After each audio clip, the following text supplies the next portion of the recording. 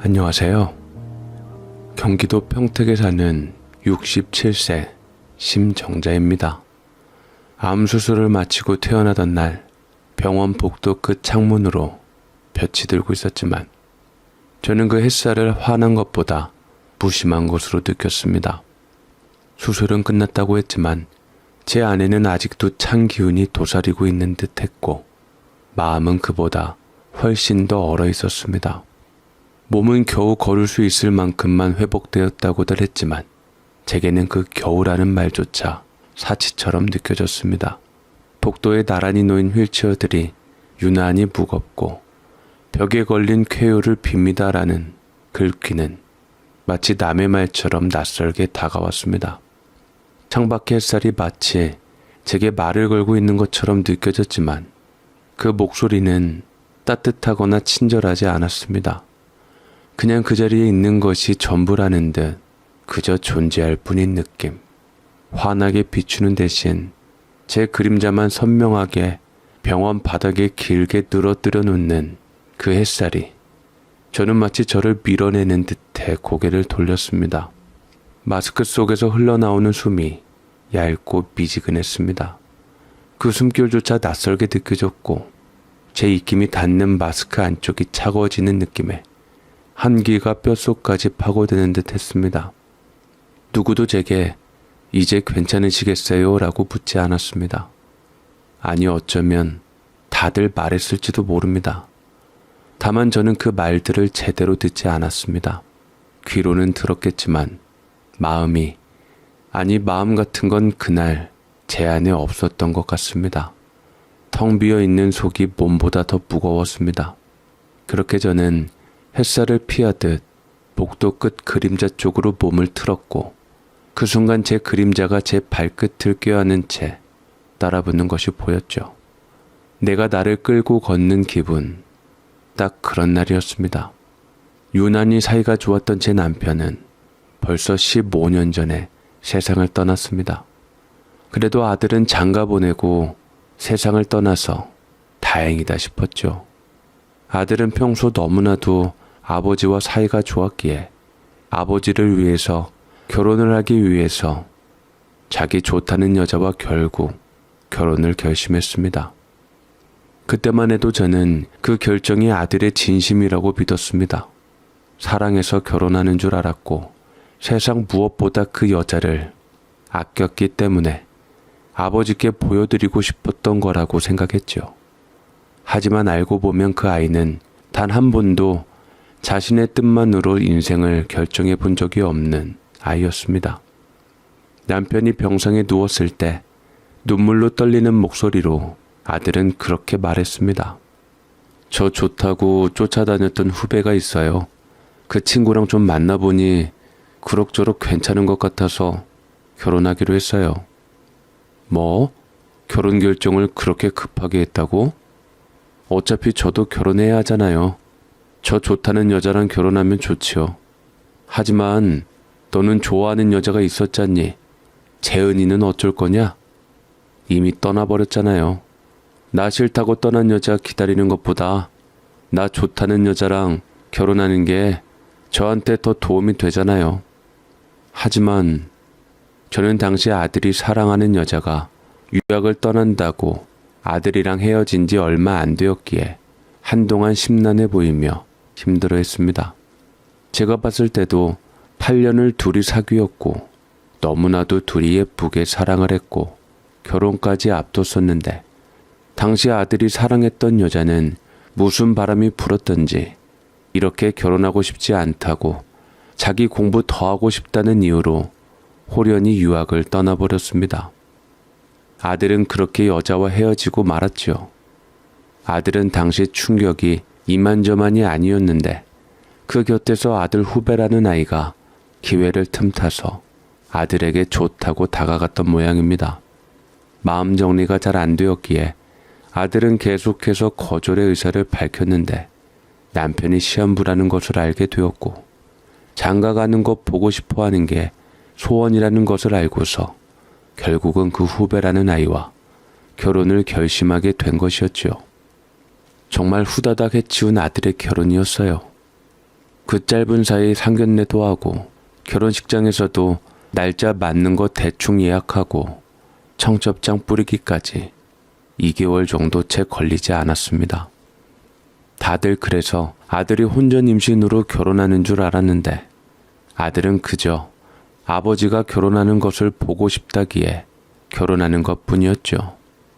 저는 남편보다는 아들 걱정이 당시 더 컸지만 그래도 자기 인생인데 단순히 아버지에게 결혼하는 것을 보여주기 위해서 했다기보다 그래도 며느리한테 애정이 있고 괜찮으니 결혼한 거라고 생각하려 했습니다. 그런 것 치고는 결혼식장에서 표정이 좋지 않았지만 그래도 남편을 의식해서 웃으려고 한 것이 보였습니다. 아들의 생각대로 결혼식장의 혼주석에 참석한 남편은 눈물을 흘리며 너무나도 기뻐했습니다. 저도 아들도 남편이 좋아하는 것을 보아하니 마음이 놓였지만 저는 그래도 한편으론 아들 걱정이 떠나질 않았네요. 그리고 제 남편은 아들 결혼하는 것을 보고 며칠 있다가 잠자듯 소리 소문 없이 편안하게 세상을 떠났습니다. 손주까지 봤으면 더 웃는 얼굴로 떠나실 수 있으셨을 텐데 효자 아들은 그것마저 마음에 담아두었기에 유달리 슬퍼하는 아들에게 저는 위로를 해주었습니다. 그래도 너는 효자다 재용아. 그 짧은 사이 며느리도 드리고 아버지한테 효도했어. 아버지 편안하게 가셨으니 더 이상 자책하지 말아라. 네 엄마. 엄마는 괜찮아요? 아버지 없이 이제 혼자 사셔야 하는데 남편이 워낙 살갑고 다정하고 가정적이었던 탓에 저는 이 나이 되도록 남편하고 손잡고 다니고 함께 했을 정도로 사이가 좋았습니다. 그런 남편이 떠나간 것에 대해 아들은 저를 더 걱정이 되었던지 조심스럽게 합가 얘기도 꺼내었습니다. 하지만 저는 두 손으로 손사래를 치고 거절을 했지요. 내 걱정은 말아라 재용아.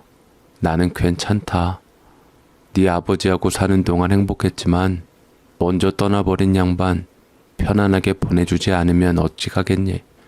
그리고 네 아버지 병수발하느라 엄마도 힘든 면이 있어서 이제는 좀 더 몸적으로 편안하게 살 수 있을 것 같아서 한편으로는 안심도 된다. 걱정하지 말아라. 그래도 전 엄마가 걱정돼서요. 아니야. 엄마는 괜찮으니 너 잘 살면 된다. 결혼했으니 아이 낳고 행복하게 네 인생 잘 살면 엄마는 그걸로 만족해. 저는 그렇게 아들 아파트 한 채 해주고 분가시켜 주었고 저는 남편과 살던 집에서 이사가 좀 더 작은 평수로 가서 살게 되었습니다. 그곳은 작고 낡은 아파트라서 그런지 유독 노인들이 많기는 했어요.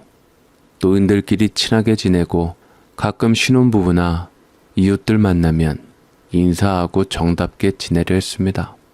물론 처음엔 혼자 사는 삶이 낯설고 무서웠지만 시간이 흐르면서 조용한 집안에 익숙해졌습니다. 혼잣말을 줄이고 TV나 라디오 소리로 허기를 달래며 사람들 속에 기대지 않으려고 애써왔습니다. 그게 제 나름의 자존심이기도 했고요. 한동안 몇 년 동안은 그렇게 잘 지냈었던 것 같아요. 그 사이 아들은 며느리와 사이에 손주도 한 명 낳고 저를 곧잘 찾아와 인사도 드리고 했습니다만 간혹 며느리와 다투는 일이 많았던지 아들 혼자 오는 일도 있었습니다. 결혼하고서 며느리는 제게 막 살가운 편은 아니었고 예민하고 까칠한 면이 있는 사람이었습니다. 저는 며느리한테 잘해주려고 딸같이 해주려고 했지만 친정 어머니께 무슨 말을 들었는지 시자라는 소리만 들어도 뒤집어지고 색안경을 끼고 편견을 갖고 보더라고요. 그래서 저는 거리를 두는 편이 서로에게 좋겠다 싶어서 굳이 내키지 않는데 전화할 필요 없고 우리 편하게 지내자라고 먼저 며느리에게 말을 하며 신경 쓰지 않게 했습니다. 남들 다 반찬 보내고 하는데 저는 기껏 만든 반찬을 먼저 아들에게 보내며 필요하면 가져가고 필요치 않으면 가져가지 않아도 된다고 말을 했습니다. 거의 아들은 가져가지 않았고 그냥 우리 집에서 먹을 때만 반찬을 먹었지요. 언제 명절 때는 손주랑 아들이랑 둘이 오고 혼자 올 때도 있었는데 굳이 그 사연에 대해서는 묻지 않고 오면 오는 대로 가면 가는 대로 아들이랑 손주 보는 날만을 기다리며 살았습니다. 그래도 제 아들은 효자라서 절 찾았지만 주변 사람들을 보면 며느리랑 같이 한 배 타고 처가한테 잘하고 부모한테는 못하는 사람들도 많이 봤습니다. 그런 거 보면 아들이 절 챙겨주는 것은 정말 고마웠지요. 그런데 언제부터 제 몸이 나빠지기 시작했습니다. 그 병의 삶에 제 모든 균형을 무너뜨렸지요. 사실 남편이 떠난 후 새삼 건강에 대해서 중요성을 느꼈고 평소에 워낙 건강체였던 저는 운동도 열심히 하고 활기차게 살면서 스트레스도 안 받으려고 노력했습니다. 식단도 몸에 안 좋다는 것은 먹지 않고 야채를 먹더라도 농약 걱정으로 인해서 항상 신경 써서 세척하고 먹었었는데 그럼에도 불구하고 병이 찾아오는 것은 나이 들어 어쩔 수 없었던지 어느 날부터인가 몸이 좋질 않았습니다. 워낙 감기 한번 안 걸리고 살았던 저였기에 병원도 너무 자주 드나들면 근심 걱정인 탓에 그냥 그러려니 하고 좀 더 쉬고 몸에 신경을 썼는데 그게 실수였지요. 그것도 제가 병원을 가고 싶어서 알게 된 게 아니라 국가 무료 건강검진 받으러 갔다가 우연히 몸에 종양이 있다는 것을 알게 되었고 그게 암세포임을 알게 되었습니다. 저는 암 중기 환자였습니다. 제가 모르는 사이 몸에 암세포가 자라고 있었지요. 모든 것이 아득해지고 목숨을 보장받을 수 없는 상황이라 했을 때 저는 절망했습니다. 굳이 살아보겠다고 수술을 앞두고 병실에서 누워 천장을 보던 밤 한 번쯤은 곁에 있는 보호자가 남편이 있었으면 좋겠다는 생각을 했습니다. 이럴 때만이라도 아플 때 기대고 싶을 만큼 누군가가 그리운 건 약해진 몸 때문만은 아니었습니다. 입원 수속을 밟을 때 보호자 연락처에 아들 번호를 적으며 손이 살짝 떨렸습니다.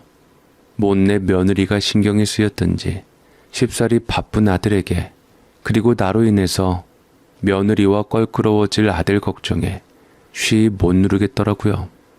제 아들이 자랄 때는 늘 제가 지켜줬는데 어느새 제가 아이에게 기대할 사람이 되었다는 사실이 못내 서글펐죠. 수술한 다음에는 의사 선생님께서 절대 안정이 필요하다고 혼자 계시기보다는 보호자가 있는 쪽으로 알아보라 했습니다. 그래서 암수술 끝나고 전문 요양병원을 알아보았지만 금액이 무척이나 부담스러웠습니다. 물론 나름대로 모아둔 돈이 없지는 않았지만 막상 계산기를 두드려 보니 한 달, 두 달은 어찌 견디겠지만 세 달을 넘기면 불안해지는 금액이었습니다. 게다가 지속적으로 병원을 오가야 하고 낯선 침대에 누워 모르는 사람들과 눈 마주치며 회복을 바란다는 게 저한테는 도무지 쉬운 일이 아니었습니다. 어쩔 수 없이 결국 아들 집으로 향하기로 했습니다. 며느리에게 폐를 끼치고 싶지 않다는 말은 끝끝내 입 밖에 내지 못했습니다. 잠시 머무르다 가겠다는 말을 수없이 되뇌며 짐을 꾸렸습니다. 구겨진 내복 2벌과 약봉지, 수건 몇 장, 그리고 오래된 제 손거울 하나. 정말 잠깐 있을 사람처럼 보이게 하려고 애썼지만 짐보다 무거운 것은 제 마음이었습니다. 저를 싫어하는지 뻔히 아는 며느리와 마주할 생각에 가슴이 자꾸 울렁였고 초인종을 누르기 전부터 숨이 막히는 듯 했습니다. 반가움보다 미안함이 먼저인 발걸음. 그 발걸음은 이미 제 자존심의 많은 부분을 놓고 오는 길이었습니다. 아들 집으로 향하는 택시 안에서 저는 손에 든 약봉투를 괜히 몇 번이고 뒤적였습니다. 약도 수건도 옷까지도 모두 짐이었지만 그보다 무거운 건 제 마음이었습니다. 초인종을 누르기 직전 잠시 멈춰 섰을 때 문 안에서 들려오는 손자의 웃음소리에 마음이 조금은 놓였다가도 문이 열리고 며느리 미연이 얼굴이 드러났을 때 다시 얼어붙듯 굳어졌습니다. 어머님 오셨어요? 많이 힘드셨죠? 며느리는 마치 기다렸다는 듯 환하게 웃었습니다. 입꼬리는 올라가 있었지만 눈은 웃지 않았습니다. 그랬기에 그 웃음이 얼마나 진심일지는 단번에 가늠할 수 없었습니다.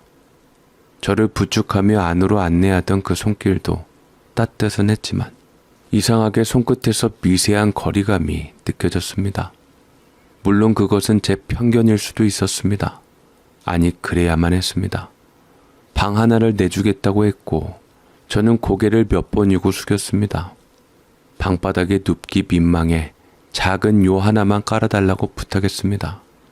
내 방 같지 않은 방에 누워 천장을 보며 저는 밤마다 같은 말을 되뇌었습니다.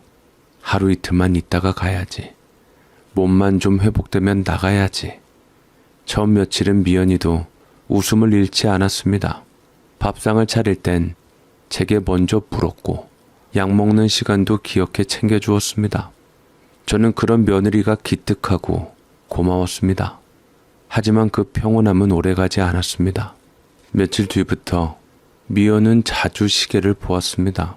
손주는 일찌감치 어린이집에 보내놓고서 자기만의 시간을 갖는 것을 좋아하는 것 같았는데 나 때문에 점심을 먹으면서도 휴대폰 알림을 끄지 않았고 제 눈치를 살피지 않으려 애쓰는 듯한 말투가 느껴졌습니다. 어느 날은 이런 말을 툭 내뱉더군요. 요즘 스케줄이 좀 뒤죽박죽이에요. 아무래도 집에 사람이 하나 더 있으니까 동선이 많이 어그러지네요. 그 말을 듣는 순간 제 가슴 어딘가가 살짝 부서졌습니다. 웃으며 말했지만 거기 담긴 불편함은 또렷했습니다. 그러다 며느리 생일을 맞아 나름 저도 좀 더 며느리와 좋은 관계를 위해서 노력했습니다. 저는 이 집에 있는 이상 뭐라도 정성을 보여야겠다 싶어 아침 일찍 눈을 떴습니다. 전날 밤부터 미역을 불리고 미연이가 평소 좋아한다던 소고기도 한우로 사서 푹 고아 국물을 냈습니다. 양파, 시금치, 당근을 하나하나 채 썰어 놓고 손목이 시큰거릴 만큼 볶아낸 잡채까지 차려놓고 나니 어느덧 햇살이 부엌 창틀을 타고 들이치고 있었죠. 속으로 그래, 이 정도면 미연이도 내 마음을 알아주겠지 싶었습니다. 그런데 식탁 앞에 앉은 미연이 국을 보자마자 고개를 갸웃하더니 이내 젓가락도 들지 않은 채 이렇게 말하더군요. 어머님, 요즘 누가 생일 아침에 이렇게 기름진 거 먹어요. 다이어트 중인데 잡채는 기름기가 너무 많고 미역국도 전 고기 들어간 거 안 좋아해요. 말끝은 부드러웠지만 그 말 속에는 정성을 무색하게 만드는 차가움이 묻어 있었습니다. 그리고 냉장고에서 요거트를 꺼내더니 휴대폰 화면을 보며 툭툭 웃음을 흘리는 모습. 그때 제 앞에 놓인 국물에서 김이 확 식는 느낌이 들었습니다. 잠시 후엔 친구들이 온다고 하며 이렇게 말했습니다. 어머님, 오후엔 친구들이 생일 파티하러 잠깐 와요. 어머님은 그냥 방에서 푹 쉬시는 게 좋을 것 같아요. 사진도 찍고 케이크 자르고 하니까요. 그 말에 저는 그저 그래 그럴게 하고 방으로 들어갔습니다. 그날 오후 미연의 친구들이 하나 둘 도착했습니다. 복도에서 들리는 발소리와 현관문 여닫는 소리, 웃음소리, 고급 향수 냄새까지 제 방 안까지 그 모든 분위기가 스며들었지만 그 어떤 문 두드림도 인사도 들리지 않았습니다. 문은 닫혀 있었지만 문 너머의 사람들은 제 존재를 알고도 모른 척 하는 듯 했습니다. 제가 이 집의 거실을 함께 쓰는 식구가 아닌 마치 미연의 사적인 공간에 잠시 묵는 사람처럼 느껴졌죠. 그들이 웃으며 케이크를 들고 들어와 생일 축하해를 외칠 땐 순간적으로 괜히 숨을 죽이게 되더군요. 혹여 방 안에서 인기척을 내는 것조차 불청객 같은 티를 내는 것 아닐까 싶어서요. 저는 발끝을 모으고 작은 숨결조차 조심스럽게 내쉬었습니다. 그리고 무엇보다 문 너머로 들리는 친구들의 대화 중간중간에 어머님이라는 단어가 단 한 번도 등장하지 않았다는 사실이 저를 더욱 서늘하게 만들었습니다. 인사 한마디, 어머님도 계시죠? 라는 말 한 줄, 그조차 없다는 건 미연이 저에 대한 단 한마디도 언급하지 않았다는 뜻이겠죠. 그 사실을 깨닫는 순간 마치 제 자리가 이 집안 어딘가가 투명해진 것 같은 기분이 들었습니다. 존대는 있지만 그 누구도 시선을 두지 않는 그냥 불 꺼진 방 안의 오래된 가구 하나처럼요. 저는 그저 시계 초침 소리와 친구들의 웃음소리 사이에 끼어 조용히 앉아 있었습니다.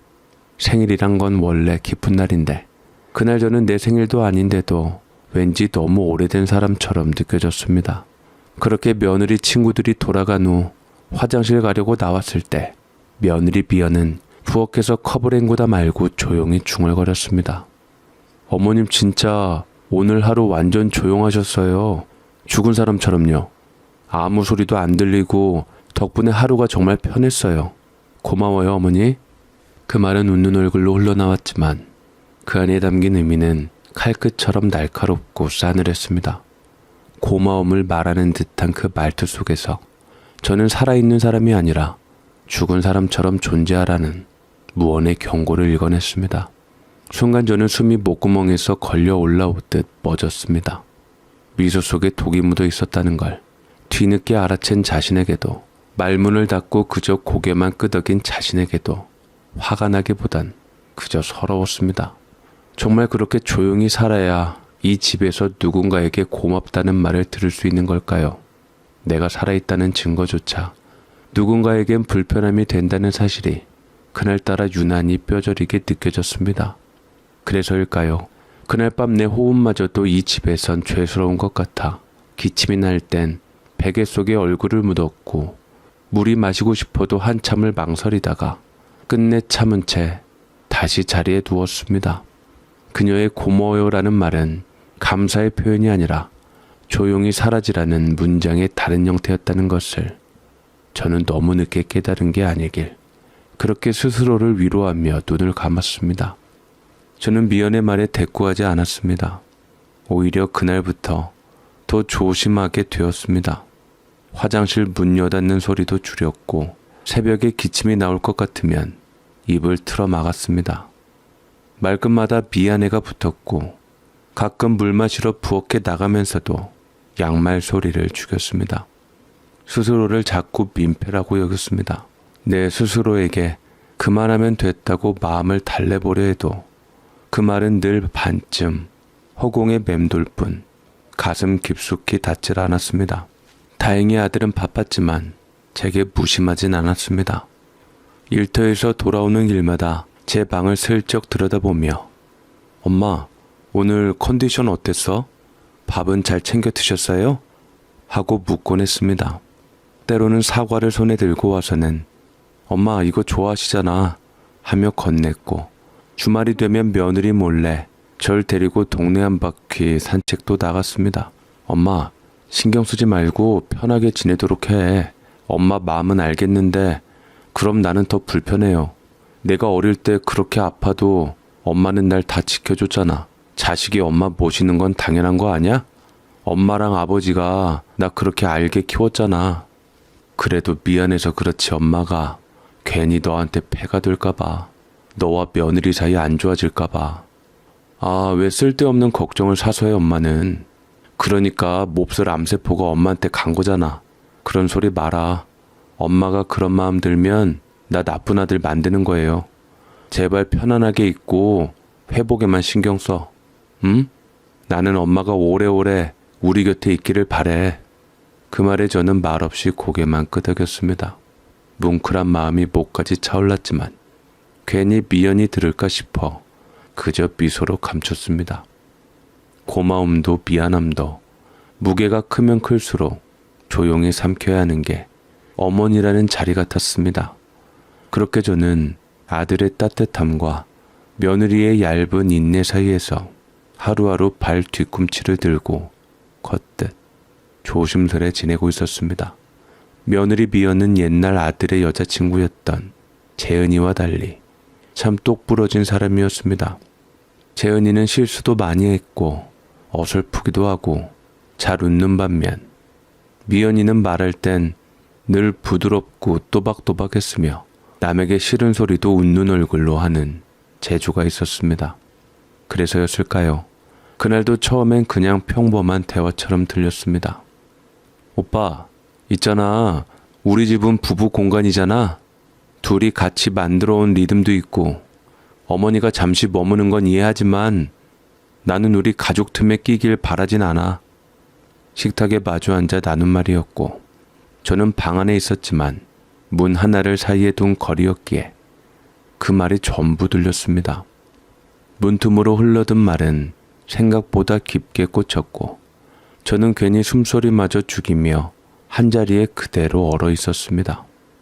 그리고 언제까지 여기 계셔야 할지 모르겠지만 우리 루안이도 있어서 좀 신경 쓰이고 어머님 모시는 거 장기적으로는 좀 어렵지 않을까 싶어. 우리도 생활이 있으니까. 짧은 말이었습니다. 하지만 그 말 속에는 수많은 뜻이 담겨 있었고 저는 그 뜻을 모를 만큼 둔한 사람이 아니었습니다. 그날부터 저는 시간에 쫓기듯 생활하기 시작했습니다.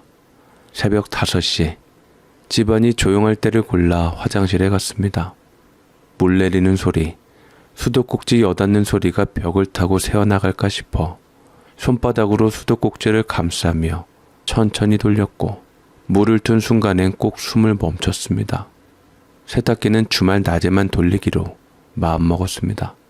그나마 아이가 뛰노는 소리에 덮이면 덜 민망하니까요.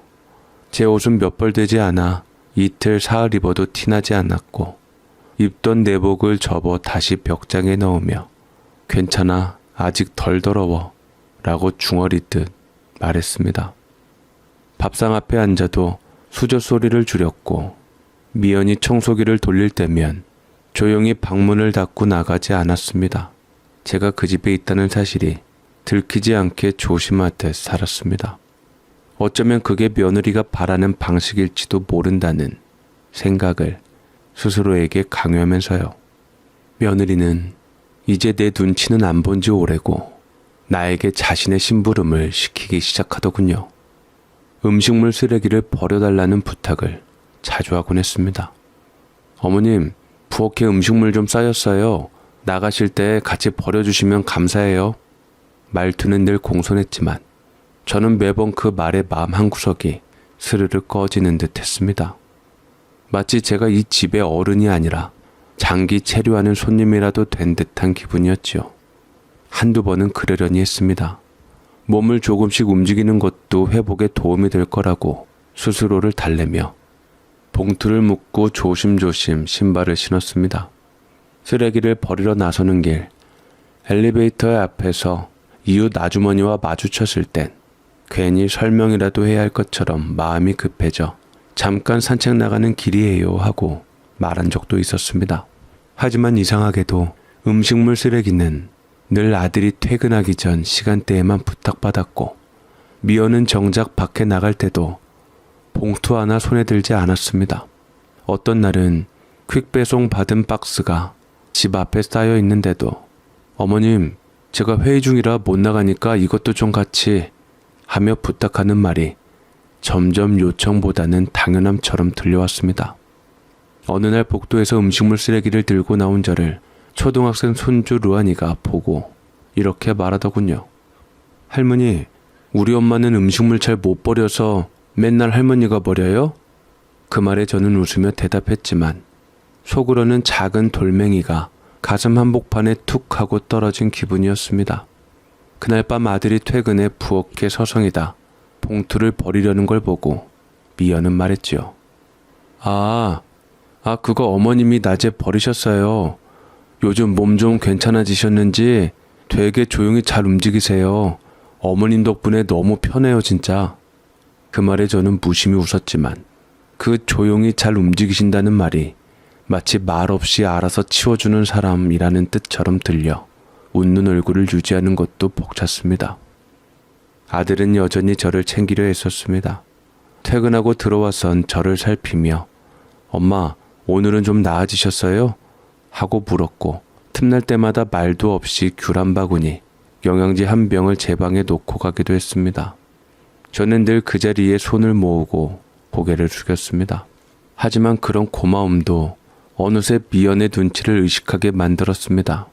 아들이 저를 안방 쪽으로 안내할 때 미연은 항상 한 발짝 늦게 눈을 돌렸습니다.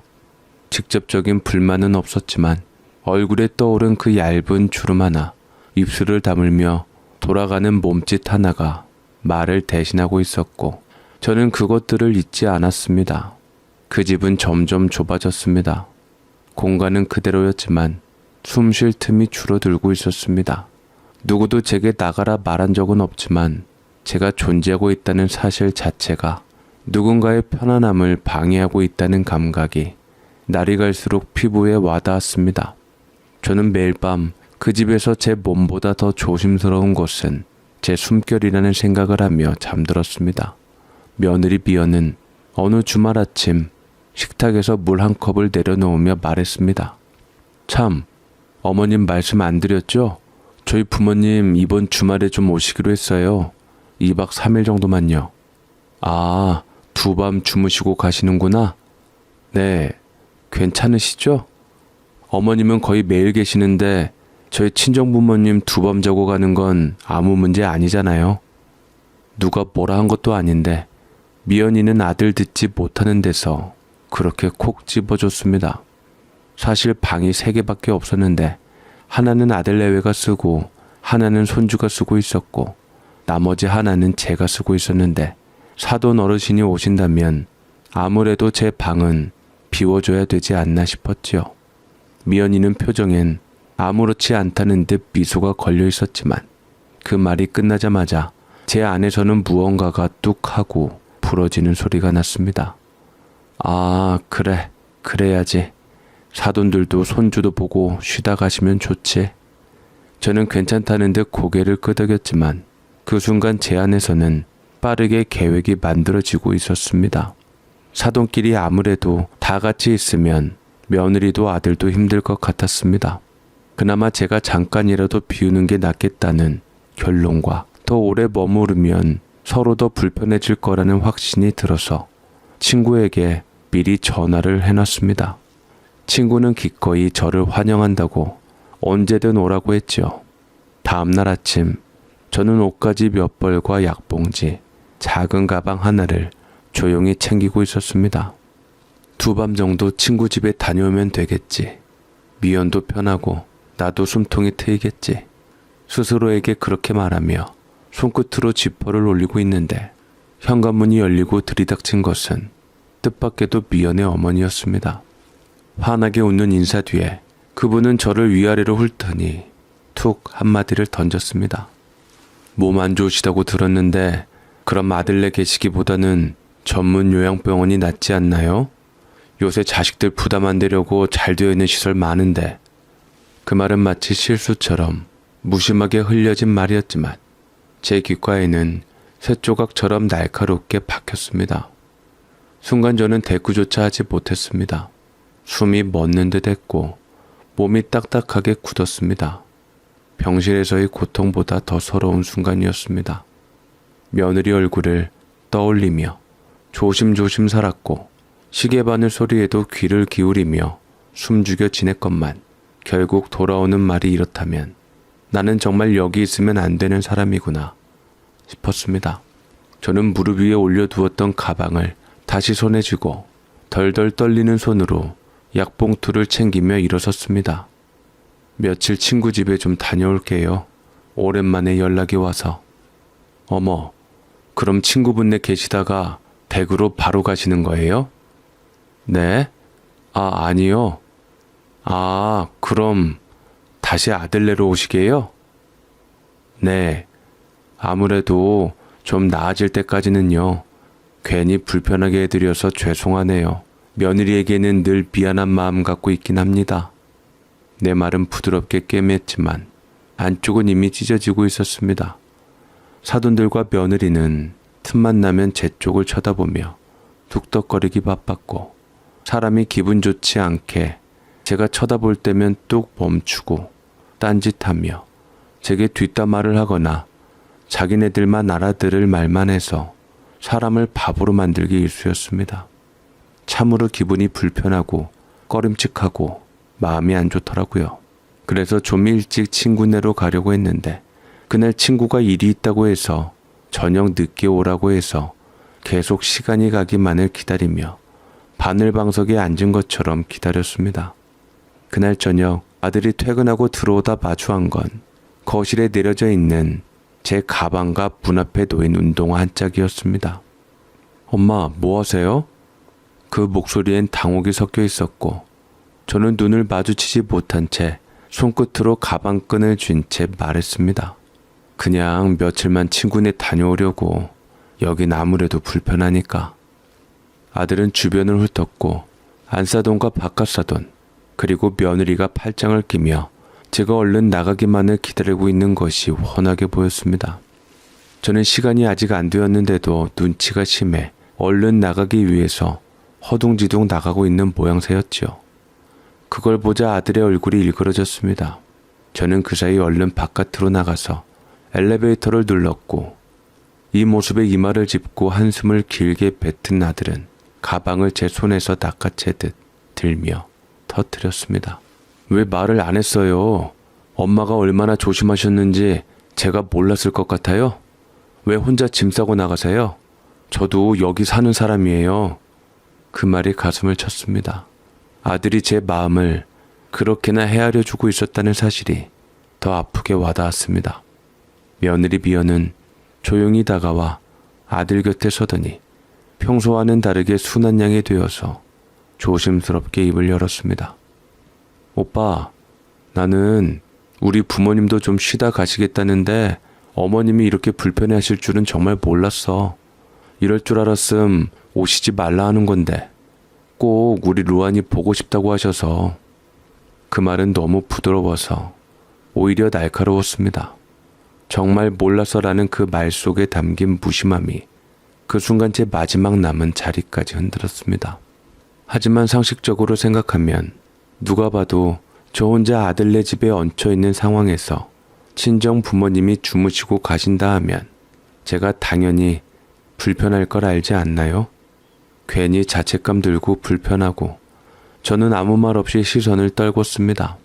몸이 아파서 힘든 것이 아니라 마음이 자꾸 무너져 내려서 더 이상 이 집에 있기가 어려웠기에 나가는 게 맞다 싶었습니다. 아들은 그 사이 핸드폰을 뒤적거려서 보더니만 얼굴이 무서워졌습니다. 엄마, 이렇게 조심히 있는다고 저를 도와주는 게 아니에요. 아들의 목소리는 자꾸만 높아졌습니다. 거실 한가운데 아직 풀지도 않은 제 가방이 바닥에 내려져 있었고 저는 그것을 내려다보며 말없이 앉아 있었습니다. 그리고 아들은 일부러 며느리와 처가 식구들 들으란 듯 큰 소리로 눈치 보지 않고 말했죠. 엄마, 뭔 일 있었어요? 그냥 친구네 가시겠다는 게 아닌 거잖아요. 제가 바보예요? 그 순간에도 저는 고개를 들지 못했습니다. 아들의 얼굴을 보면 차마 아무렇지 않은 척을 더는 못할 것 같았고 속이 들킬까봐 두려웠습니다. 그냥 제가 조용히 떠나면 이 집이 다시 편안해질 거라고 믿고 싶었습니다. 대체 뭔 일인지 말 좀 해요. 엄마가 이렇게 조심조심 사시던 분인데. 저는 대답하지 않았습니다. 몸이 아픈 건 좀 나았지만 마음은 아직 덧나고 있었기에 그저 침묵이 최선이라 생각했습니다. 그런데 아들은 갑자기 조용히 휴대폰을 꺼내더니 한참을 두드렸고 거실 TV 화면에 연결된 CCTV 녹화 영상이 재생되기 시작했습니다. 영상 속 거실에는 제가 있었습니다. 조심스럽게 부엌으로 나와 물 한 컵을 따르던 그 장면. 미연이 거실을 지나가다 식탁에 놓인 제 약봉투를 보곤 갑자기 물건을 탁 소리나게 내려놓았습니다. 아, 진짜 이러니까 내가 리듬이 다 깨진다니까. 왜 저렇게 오래 계시는 거야? 그 목소리는 날이 서 있었고 저는 숨을 삼켰습니다. 이어지는 영상 속 미연은 휴대폰 통화를 하며 부엌에 기대선 채 신경질 쪽으로 손을 휘저으며 말했습니다. 엄마, 나 진짜 못 살겠어. 시어머니 계속 집에 있어. 화장실도 눈치 보이고 아침마다 부엌도 답답해 죽겠어. 그러게, 나이 들면 눈치가 생기는 법인데 저 양반은 왜 이리 눈치가 없냐? 그러니까 암세포 자라지. 눈치 없는 사람들이 몸도 꼭 저 지경으로 만들어서 자식들한테 짐만 된다니까? 이런 대화들을 하는 것도 모른 채 화면 속 저는 아무것도 모른 상태로 다시 방 안으로 조용히 들어가는 모습이었습니다. 아들의 손에서 리모컨이 덜덜 떨렸고 TV 화면이 꺼지자마자 그는 두 손으로 얼굴을 감쌌습니다. 영상을 끝까지 함께 보던 사돈들은 마치 그 자리에 오래 있을 수 없다는 듯 눈치를 교환하더니 갑작스레 벌떡 일어섰습니다. 어머, 우리 갑자기 급한 일이 있어서요. 미연아, 우리 오늘 그냥 가야겠다. 이따 엄마가 전화할게. 신발장 앞에서 허둥지둥 발만 동동 구르며 제대로 신발도 신지 못한 채 앞뒤 순서도 없이 문을 열고는 황급히 빠져나갔습니다. 현관문이 닫히는 소리조차 미처 다 들리기 전에 그들의 그림자는 이미 복도 끝으로 사라지고 없었습니다. 그 모습을 지켜보던 아들은 한동안 아무 말 없이 그 자리를 지키고 있었습니다. 말없이 무표정하게 마치 현실이 아닌 듯 눈앞의 장면을 받아들이지 못하는 얼굴로. 그러다 조용히 소파에 주저앉더니 두 손으로 얼굴을 감싼 채 숨을 깊이 들이켰습니다. 한참을 그렇게 있다가 마음이 겨우 진정됐는지 그제야 터지는 울음을 애써 참으며 저를 향해 떨리는 목소리로 말하더군요. 엄마, 죄송해요. 진짜 죄송해요. 다 제 잘못이에요. 아들의 목소리는 무너져 있었고 제 눈가도 뜨거워졌습니다. 그제야 저는 천천히 말을 꺼냈습니다. 아무렇지 않게 웃으면서 하던 말 한마디에 마음이 좋지는 않았지. 하지만 이런 거 저런 거 어떻게 다 너한테 말을 하겠니? 내가 내 몸 관리 못해서 무너진 건데. 그래서 너한테 부담 줬으니 그런 말 들어도 싸지. 엄마, 그게 무슨 말이에요? 그런 말씀 하지 마세요. 내가 옆에 있었는데 왜 몰랐을까요? 엄마가 저렇게까지 눈치 보셨는데 이건 다 제 잘못이에요. 넌 모르는 게 맞아. 너는 항상 날 챙겨주려고 했으니까. 나도 그 마음이 더 무너질까봐 그냥 나가려던 거야.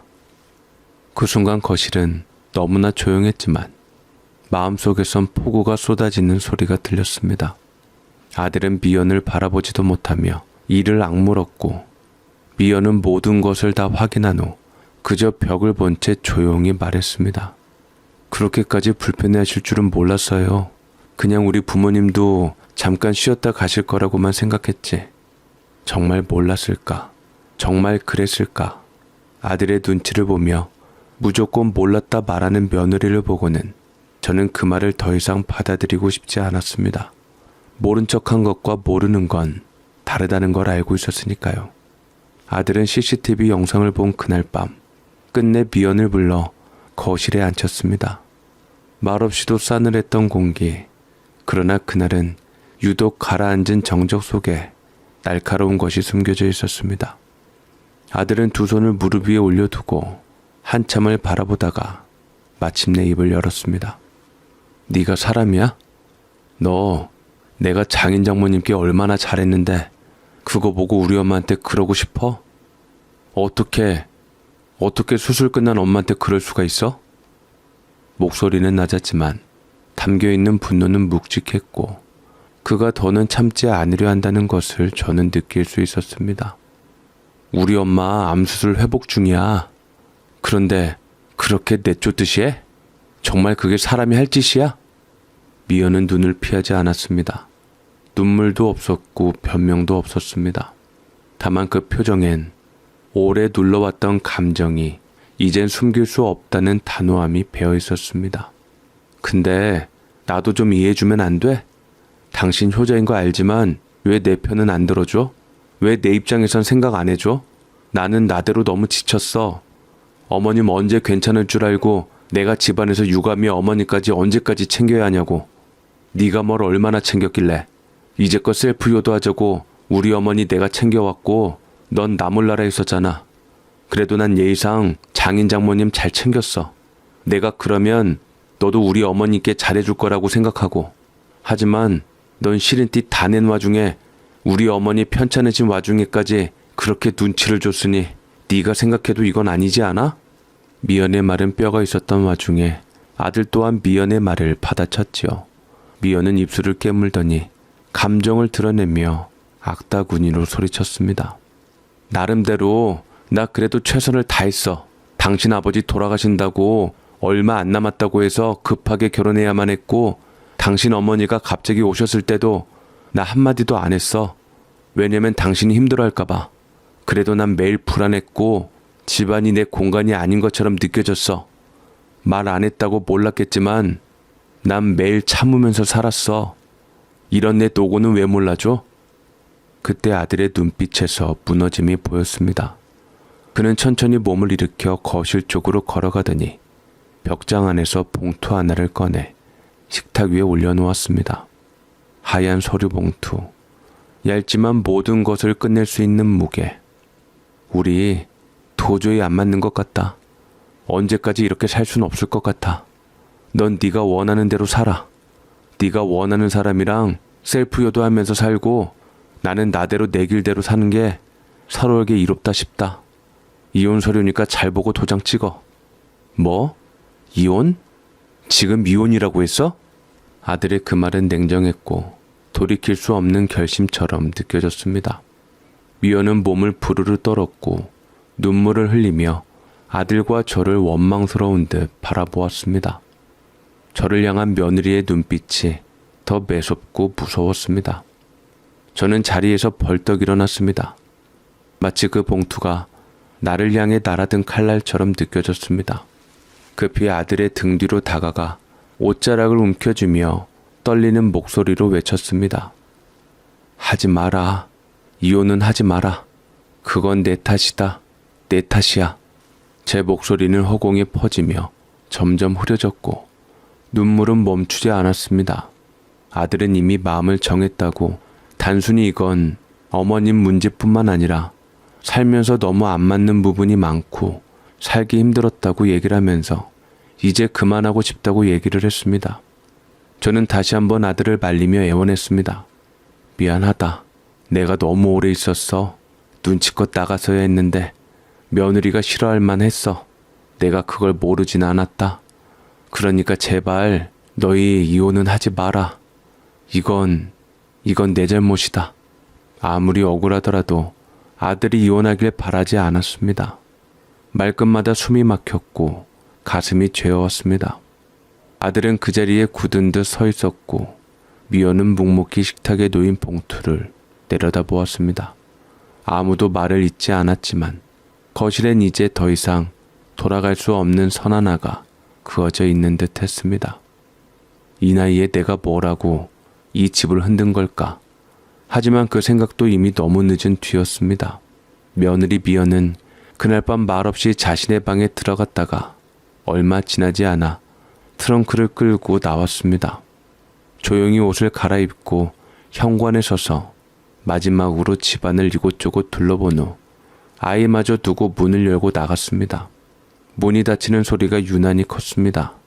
아들은 미연이가 나간 것을 알고서 제 방에 돌아왔고 말없이 고개를 숙이고 서 있다가 제 앞에 무릎을 꿇었습니다.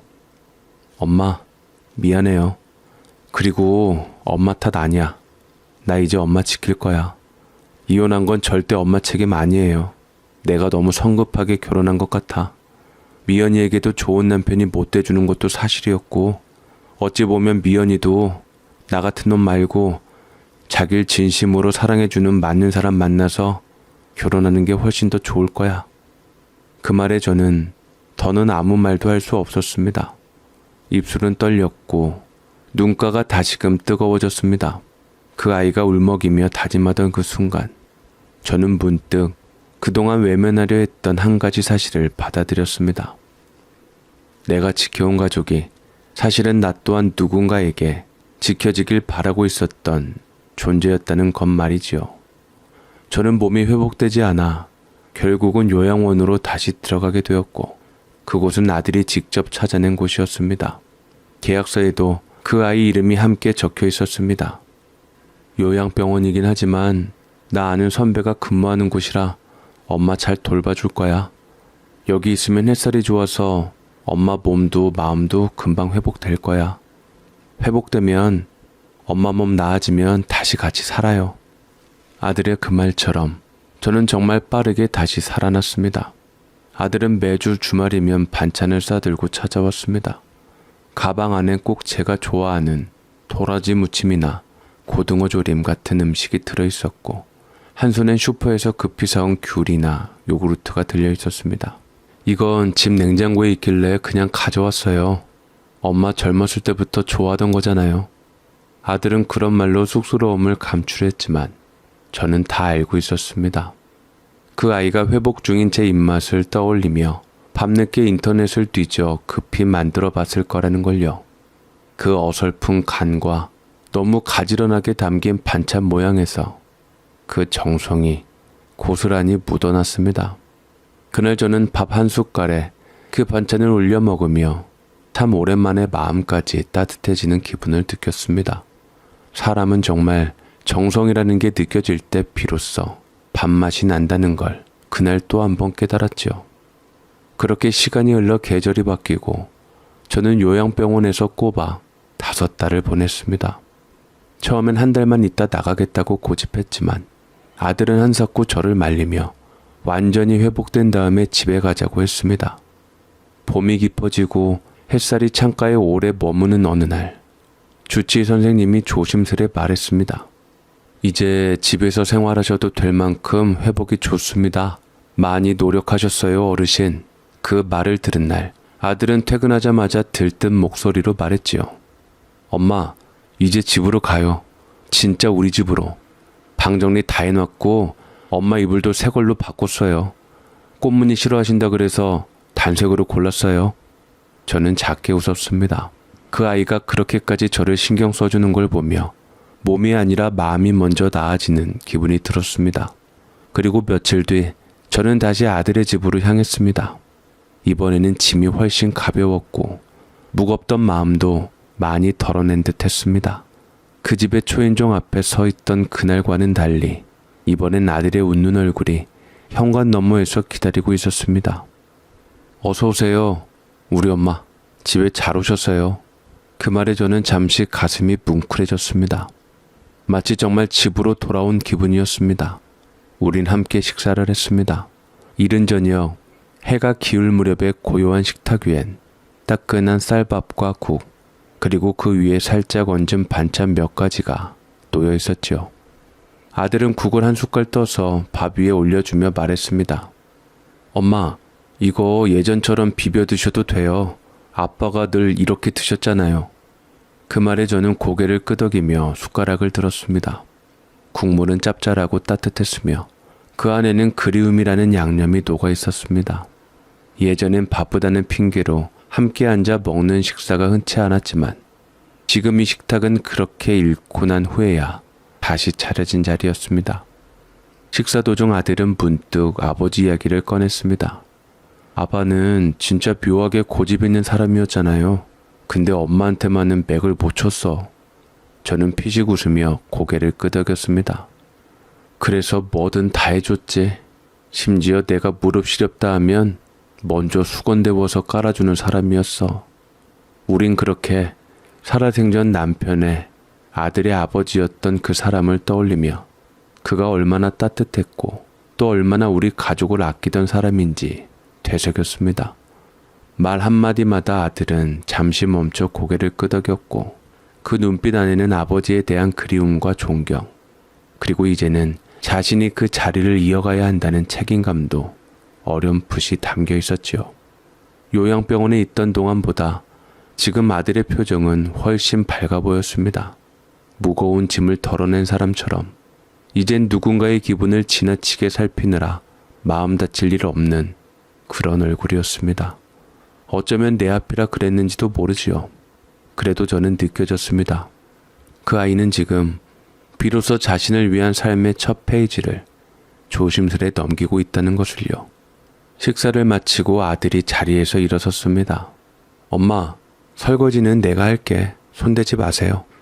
오늘은 진짜 제가 엄마 밥상 치워드리는 날이에요. 저는 빈 밥그릇을 내려놓고 부엌으로 걸어가는 아들의 뒷모습을 조용히 바라보았습니다. 그 모습이 왜 그렇게 기특하고 또 눈물겹도록 따뜻하게 느껴지던지요.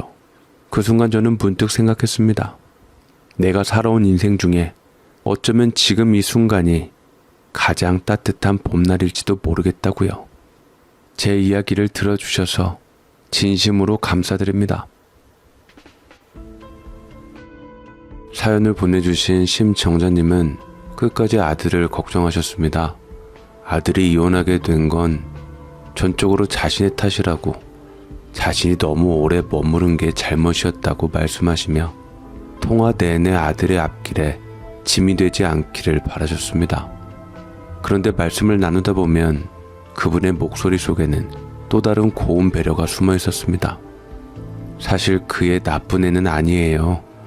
우리 재용이를 좋아했던 건 맞아요. 이혼하고 나서도 몇 번 연락 오더라고요. 전화와서 울면서 미안하다고, 자기가 철이 없었다고. 그땐 몰랐는데 지금은 정말 죄송하다고. 며느리는 그렇게 사과의 말을 전해왔고, 심정자님은 그 마음을 이해하며 아들에게 그 얘기를 전했다고 하셨습니다. 하지만 아들은 단호했답니다. 엄마, 나는 그 사람이 엄마한테 했던 말들, 그 표정, 그 말투, 그 무심한 태도, 그거 생각하면 도저히 다시는 못 살아. 심정자님은 그 말을 전하며 길게 한숨을 쉬시더니 조용히 웃으셨습니다. 그 마음도 이해돼요. 결국 마음에 상처 입으면 아무리 사랑해도 예전처럼 돌아가긴 힘들잖아요. 그 말이 유난히 오래 남습니다. 아들을 이해하면서도 며느리를 감싸주고 싶은 그 마음, 두 사람 사이에서 어긋난 시간들을 누구보다 잘 알고 계셨기에 더는 누구도 탓하지 않으려는 그분의 따뜻한 태도가 참 인상 깊었습니다.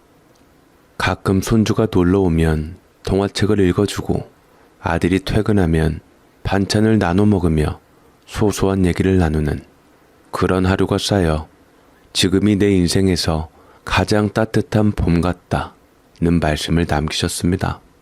심정자님께서 앞으로도 지금처럼 따뜻하고 건강하게 오래오래 아드님 곁에서 행복하게 지내시길 저희도 진심으로 기도드리겠습니다. 오늘도 사연 읽어주는 연인 채널에 함께 해주신 여러분 감사합니다. 가시기 전에 구독과 좋아요, 알림 설정까지 해주시면 정말 큰 힘이 됩니다. 다음 이야기에서도 여러분 마음에 오래 남는 이야기로 다시 찾아뵙겠습니다. 고맙습니다.